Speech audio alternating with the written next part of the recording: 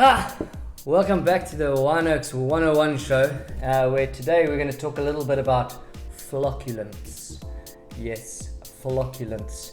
That's just a fancy term for sediment, and I've just come back from a place called Annandale, where, man, what a process. You must check out our hidden gems for Annandale.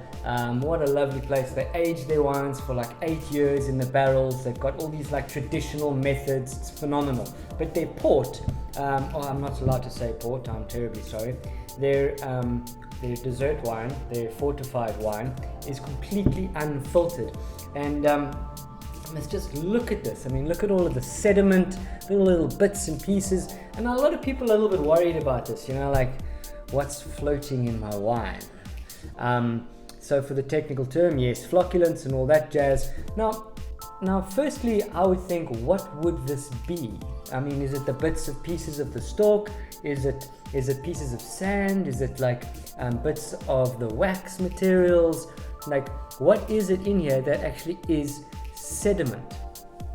So for the young wines, if it's a young wine in particular, and they haven't filtered the wine, yes, then there can be little bits of pieces of the skin. It can be little bits of pieces of the leaves that got into the process, but it's all organic material, so don't worry about it. I mean, you might get a bug or two in there which has been crushed, and you get some wings which are in little fine powder, but don't worry about it, seriously now. On the technical side of things though, which I never knew, if you have an old wine and it's been aged really well, there's tannins and there's tartaric acids. So they actually form as part of the aging process.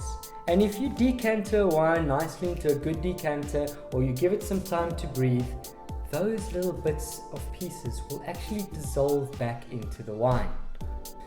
So let me just quickly talk to you a little bit about the sediments in white wine. I don't have a bottle of white wine and have not been given a bottle of white wine yet that actually has these little bits and pieces in. All the white wines that I've drunk so far have been filtered very well.